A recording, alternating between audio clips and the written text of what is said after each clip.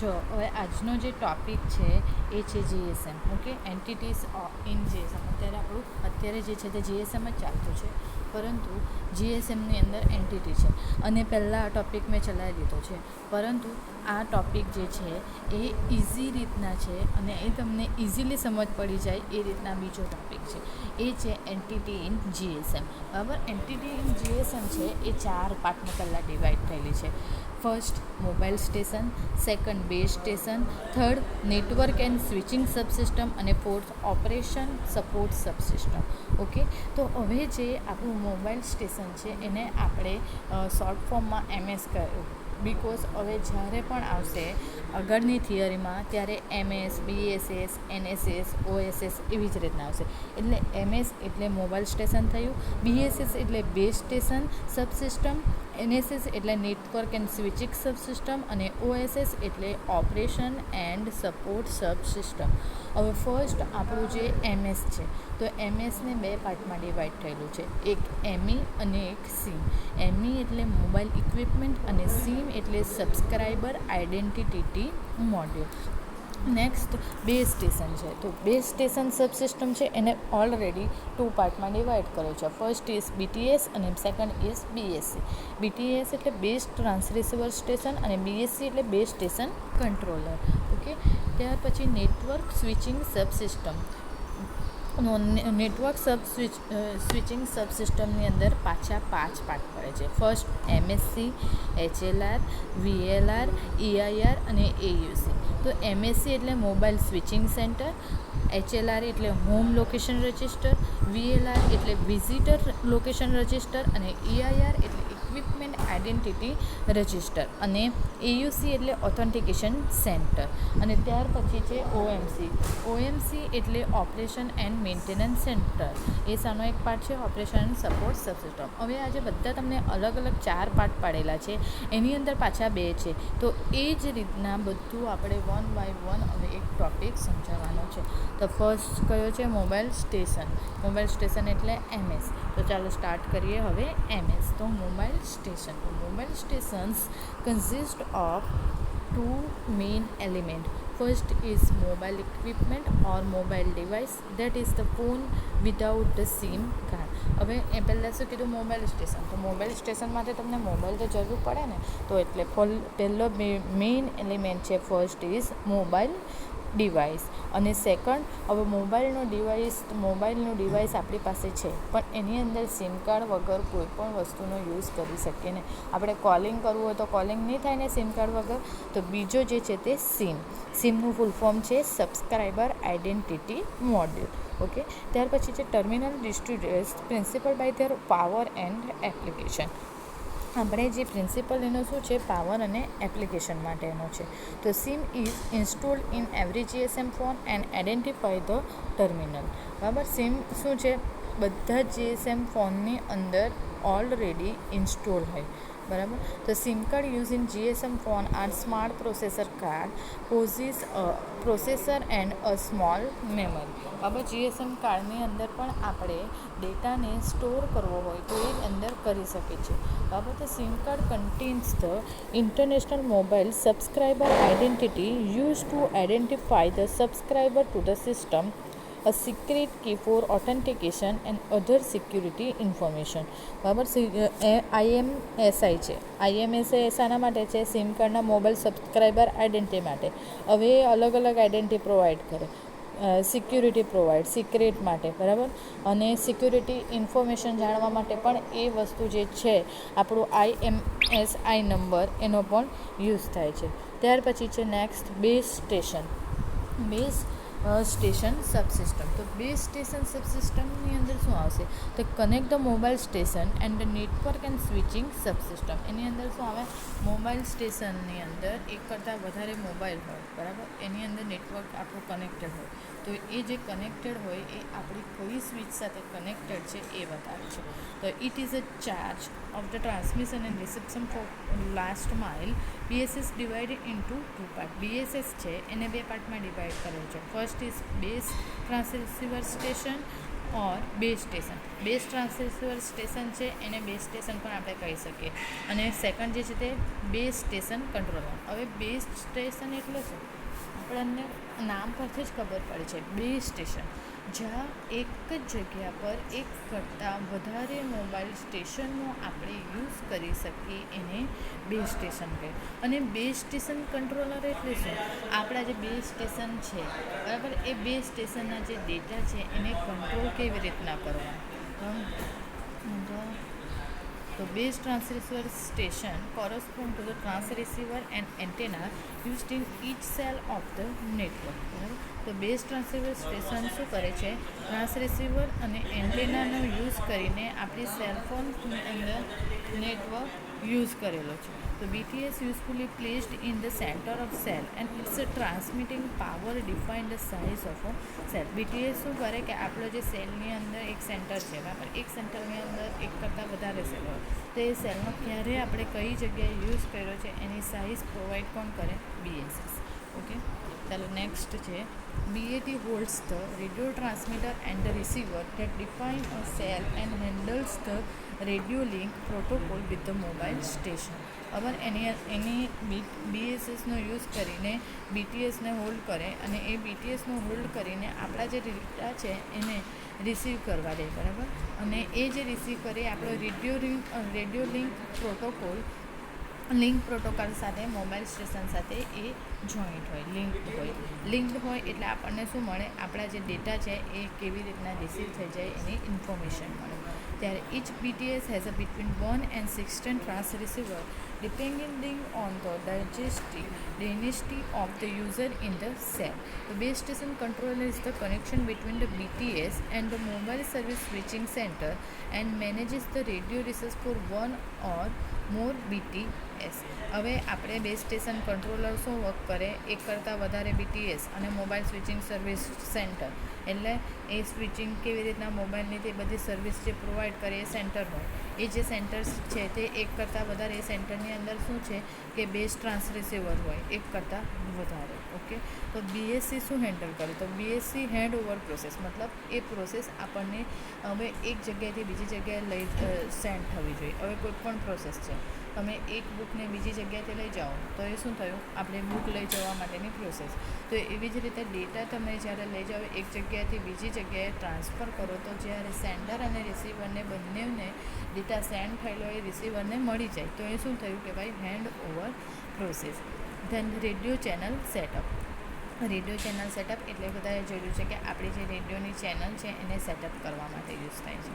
ત્યાર પછી control of radio frequency power level of the BTS. હવે તમે કોઈ દિવસ FM સાંભળ્યું છે બરાબર, તો એ FMની અંદર આપણને એ ફ્રિકવન્સી પર ડિપેન્ડ કરે છે. ફ્રિકવન્સી પર ડિપેન્ડ કરીને એ જે મ્યુઝિક છે આપણું પ્લે થાય છે. તો એ બધાનું કંટ્રોલ પણ શાના દ્વારા થાય છે?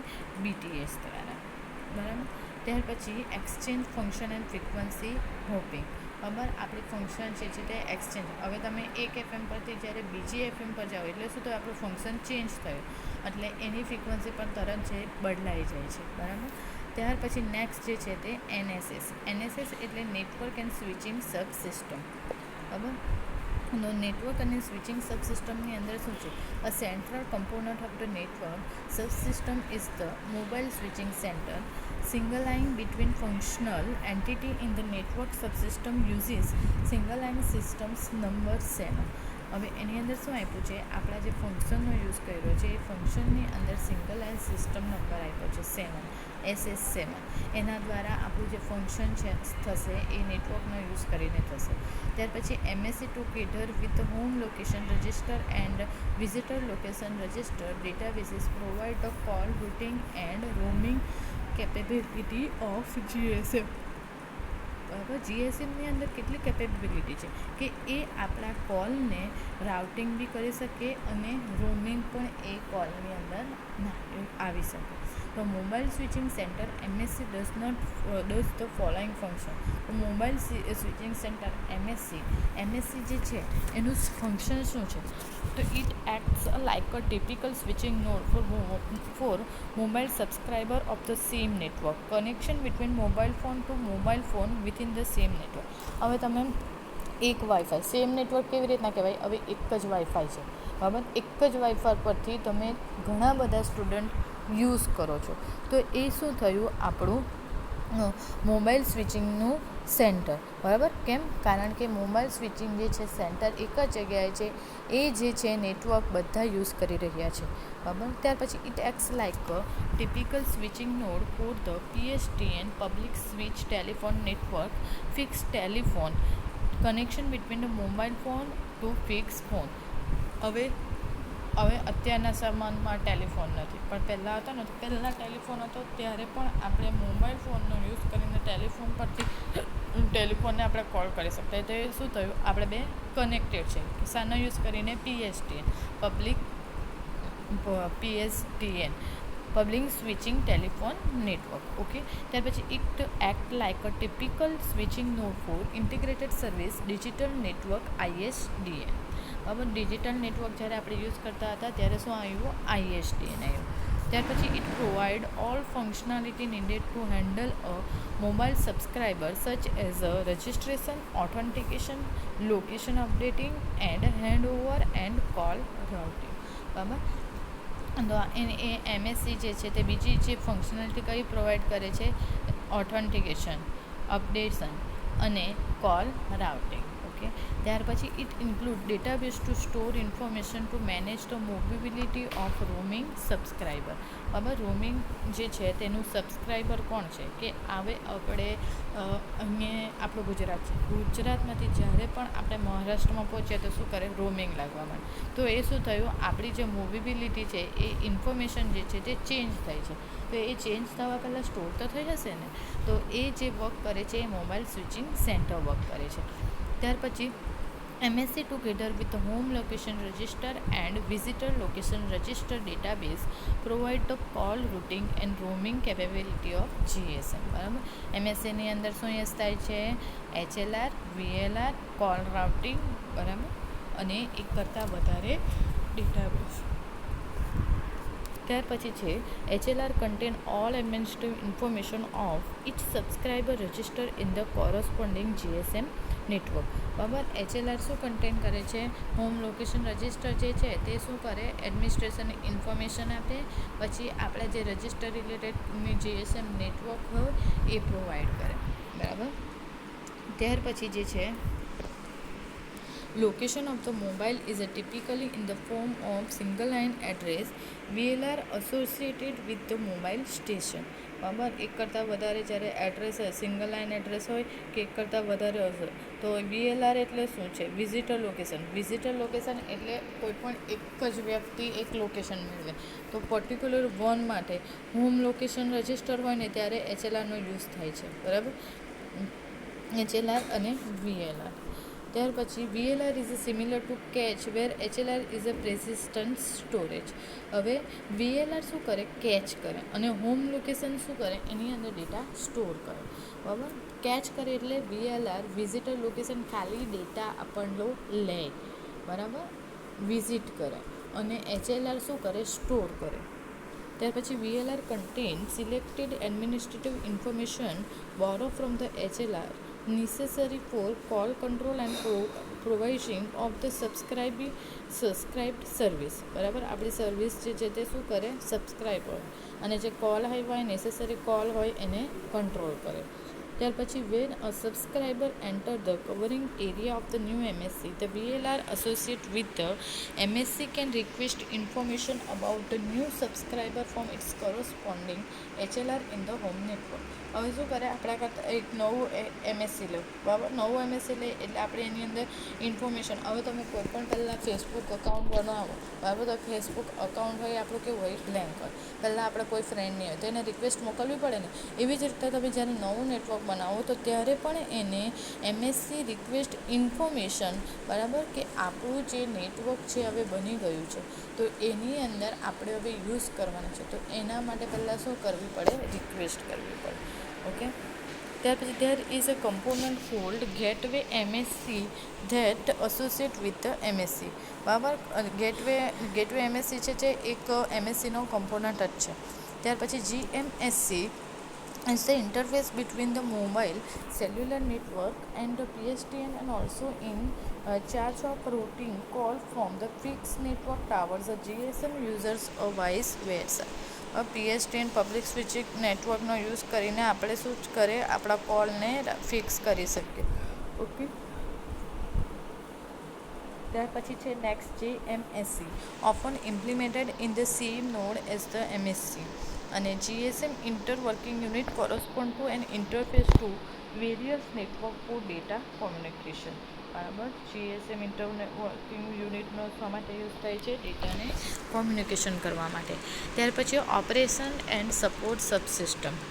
નેક્સ્ટ જે ટોપિક છે તે ઓપરેશન એન્ડ સપોર્ટ સબસિસ્ટમ. તો operation and support subsystem control monitor to the GSM system. GSM સિસ્ટમનો GSM જે સિસ્ટમ છે એ બધાના મોનિટરને કંટ્રોલ કરવાનું કામ કોનું છે? ઓપરેશન એન્ડ સપોર્ટ સબસિસ્ટમનું. OSS is connected to the different component of the NSS to BSC and also in charge of controlling the traffic load of the BSS. Equipment identity register reset with OSS. બરાબર, આપણા જે identity છે registration માટેની એ પણ આપણને કોણ provide કરશે? OSS. તો EIR is a data that contain a list of all valid mobile equipment within the network where each mobile station is identified by its international mobile equipment identity. બરાબર, EMIE જે number તમે કહો છો એની વાત કરી છે. એ શું કરે? આપણું મોબાઈલ સ્ટેશન છે એને આઈડેન્ટિફાઈ કરી આપે. હવે તમે EMI નંબર ક્યારે યુઝ કરો ખબર છે કોઈને? ક્યારે યુઝ કરો તમે? જ્યારે આપણો કોઈ ફોન જે છે તે ખોવાઈ જાય ત્યારે આપણે એ ફોન એ નંબર દ્વારા શોધી શકીએ. બરાબર, તો EIR contain a list of EMIEIS of valid terminal, and EMEI is marked as invalid. It has been reported stolen or is not type approved.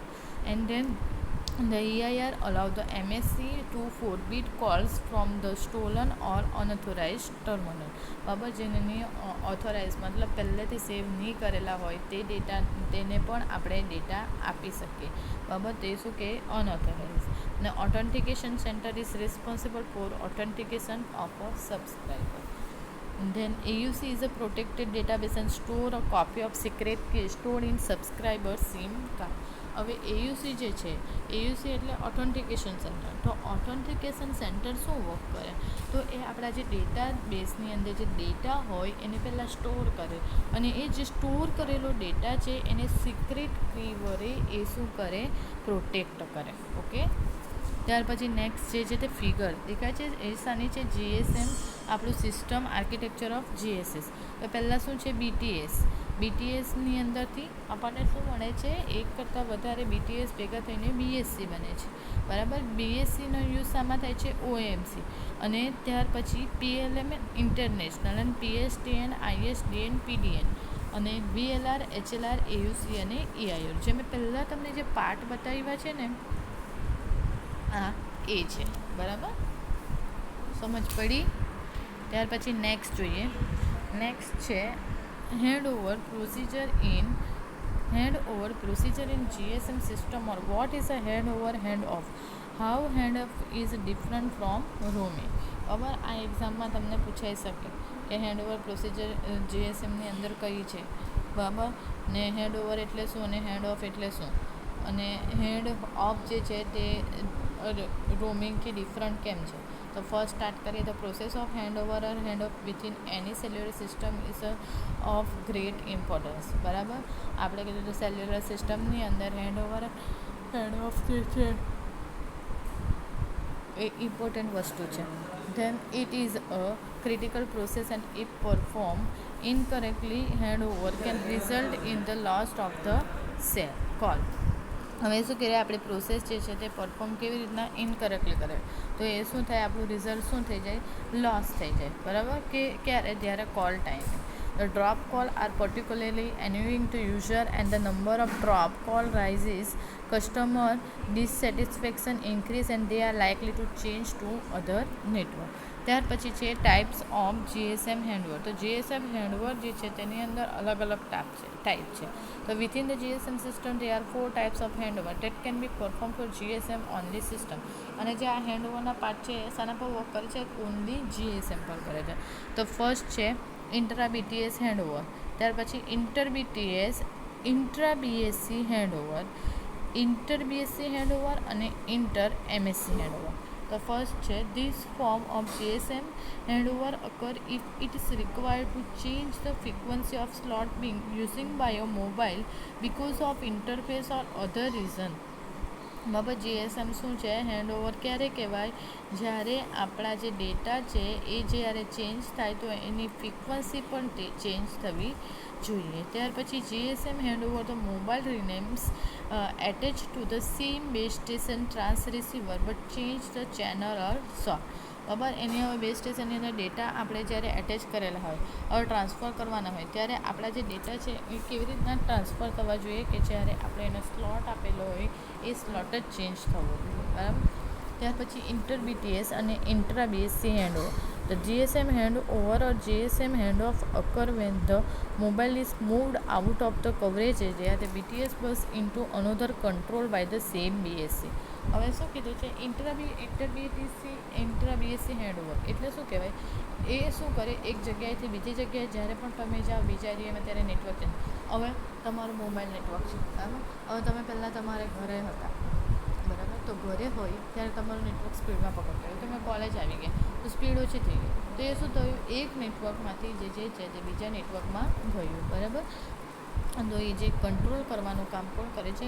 Inter BTS intra BSC handover.